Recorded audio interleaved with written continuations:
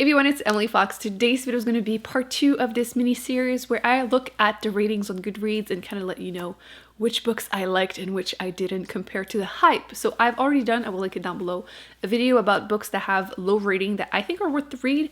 And these ones are books that have really high ratings that I didn't enjoy as much as everyone else, it seems. So these are all books that have like over 4.25 stars up on Goodreads, which Goodreads tend to be kind of generous with some books, but still, some of these have like 1 million ratings, so a lot of people really love them. And my rating is like a star or 2 in general, lower than the average, so. Lonely, you're the reason why I can feel those butterflies. Also, what's funny is that if you've seen the other video, I own a physical copy of all of them, and I don't really tend to keep that many books that I've read like a physical copy because I have not that much space. Well, my shelves are pretty full in general. And these, I don't own one physical copy, so I will be putting the pictures on the screen. So very telling. Let's start with the one with the highest rating, and it is Gemina. I have read Illuminate. I just included it in my unhaul pile. I forgot to unhaul it in my last video. It was like right there. This is a really popular YA sci-fi series. I feel like it put sci-fi on the map for Booktube. I don't feel like it's a very popular genre, although I tried to convince all of you to read it. And I decided to try number 2 in this series because I didn't dislike the first one. I didn't love it as much as everyone, but I did overall enjoy it and I thought I would continue. I went through that one as an audiobook to try it. Not really necessarily like the best way of doing it, just because first off, I didn't really care about the story. I feel like it was harder to follow as an audiobook. There's a ton of it written like email form, so you would hear like the email address every time, which not the audiobook's fault, but just that I would mention it. I would prefer reading it as a physical copy for sure.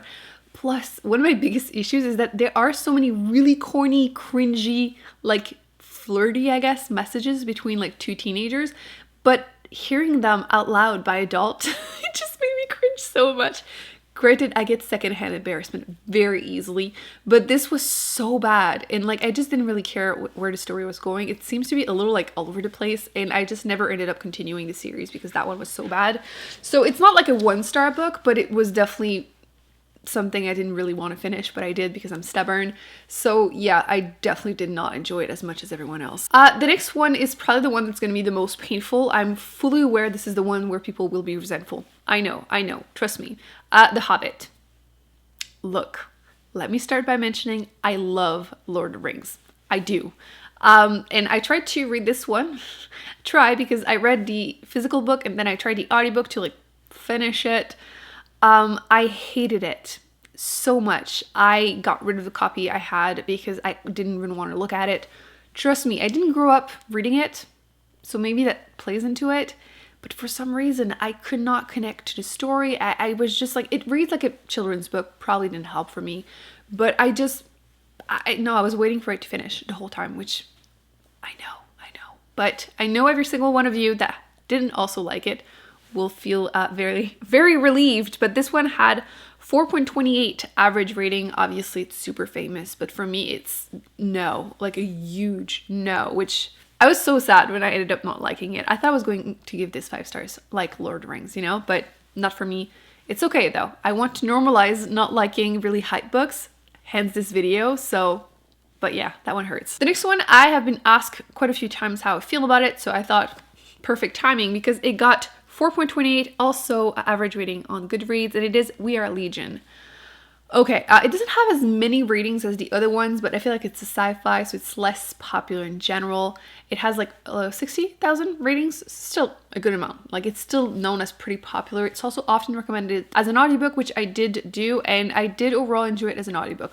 With that said, I feel like it's overhyped because I'm constantly told that this is super funny, it's so good, and I was so excited when I finally decided to pick it up, and like, it's not bad. I ended up giving it, I think, 3.5 stars, which is still pretty solid to me, anything that is over 3 stars, but it's definitely way lower than the average rating of that book. You're following this man who dies, and basically the state decide to use his body later on, you know, there's no copyright on it, and use him in a probe to send into space, and he just copies himself, and like there's a bunch of exploring things happening, and one of his copies end up following the civilization of a new species on a planet, and a lot happens, and it's not bad. It's just that my expectations were so high because of the hype, because I never heard anyone say anything bad about it, and everyone was saying it was so funny, and sure, there are a few like funny parts, I guess, but like it was nowhere near what I expected. So it's probably one of those times that like the hype was so high that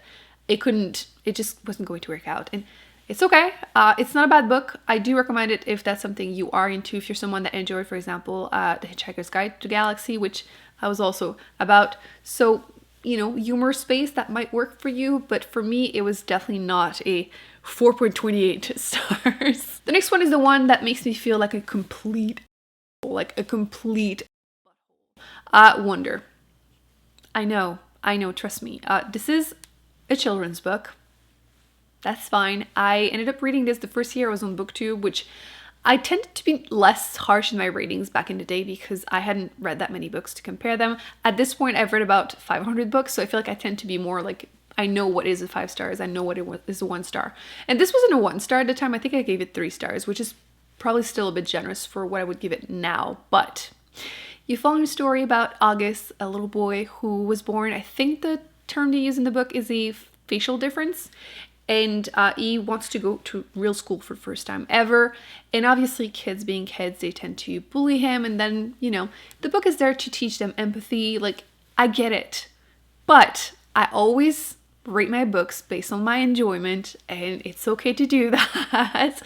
And the ending just felt really forced and like pity prize and like not really realistic, in my opinion. And I was reading a bunch of reviews saying, oh, I cried while reading it and I felt so heartless, but I didn't care whatsoever. I felt worse for his sister, which said out loud sounds terrible. If you have read the book, maybe you can relate, but yeah, probably would give it less than 3 stars now, and the average rating is 4.41, which I feel like it's the kind of book that people feel bad not giving it 5 stars, right? I feel like people give it 5 because they know that people will bully them if they don't. So maybe I'm not alone, but yeah, the average is definitely not on my side. Then I have a bunch of historical fiction because I want to love them, but I feel like I never really end up doing that. A lot of popular ones, I should say. We're going to start with the one that I gave the highest rating to, and then we're going to go in order of lower and lower. The Great Alone by Chris and Anna. The average is 4.35. Damn, I would probably give it like 3.75.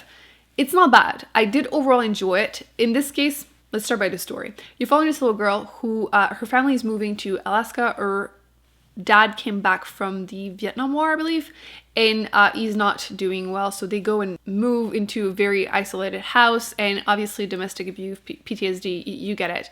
That part was good. Like, I did enjoy seeing her, like, the coming of age story. That part I enjoyed. My issue was pretty much with the last third of the book, which I felt like went in a crazy direction and kind of lost me. These kind of books, I feel like you have to be really invested to enjoy it. Like, I feel easily emotionally manipulated with these kind of books. It's obviously how it works. Like, if you want to cry while reading a book, you have to be invested. But I feel like when it's badly done, I'm just lost, and then I look at them from afar and I'm just not enjoying it because I'm seeing what you're doing, it's not working. I don't think it was a bad one. It's definitely the best of the 4 I will be mentioning, so I would recommend that one overall. It's just the last third, there's something that just bugged me, and it's hard to talk about it without spoiling it. So if you have read it, maybe you can relate. The next 2 I'm kind of mentioning together because I have pretty much the same feelings about them, and it is The Book Thief, which has 4.38, and All the Light We Cannot See, which has 4.32. Once again, these are historical fiction. Both are World War II, which I've been kind of saying how I'm over them because they are sad, because obviously these events are incredibly sad. But I feel like, once again, I wasn't super fully emotionally invested, so I'm seeing what happens. They're very character driven, and I do like some, it's just that I need to be invested in like the characters or the story, and I just felt very emotionally detached from them. So in both cases, I just don't feel like they were living up to the hype for me personally. Again, I feel very much that I'm the unpopular opinion crowd here. I'm definitely the exception. But yeah, if you also did enjoy them, I'm reassuring you, you're not alone. But yeah, meh. And last but not least, definitely the worst one in the historical fictions that I've read, and it is A Tattooist of Auschwitz, which has an average rating of 4.25. And I will die on that hill that no, it does not deserve that. I think this one I gave it 2 stars. So First off, I think this was written to be like a screenplay, so the writing is terrible, like straight up terrible. Definitely feels like a skeleton of a story. I was not emotionally invested. It's so unrealistic. Like, I know it's fictional, but like it's based on like real events, supposedly. It just makes no sense. Like, one thing that isn't a spoiler, like the main character is like literally walking freely in the camps. No. It's supposed to be a romance. I was, again, not really invested, and I believe this is supposed to become a movie. Did it become a movie? I don't know, but no. This was terrible. Terrible writing, terrible story, made no sense, not realistic. No, absolutely not. I will die on that hill. I'm telling you that people gave it 5 stars just because you seem like a, whenever you don't. Like, but here I am. I am willingly the asshole here, and I'm telling you that this was terrible. No. The other version of the video was fun to do because I'm like telling you, ooh, pick it up, it's different. It might not be like 5 stars, but it can be good. And this one is making me feel like such a biatch. Because I'm telling you, everyone loves these, but they're shit to me. So yeah, I hope you enjoyed this video. Please let me know in the comment section if you have read some of these, especially if you agree with me that they weren't, you know, deserving of all the hype, because it's going to reassure me a little bit, because, you know. I hope you enjoyed it. Thumbs up, subscribe. I will be putting more videos on the screen that I recommend you check out, including the first part that I mentioned, and I will be seeing you in an upcoming video very soon. Bye.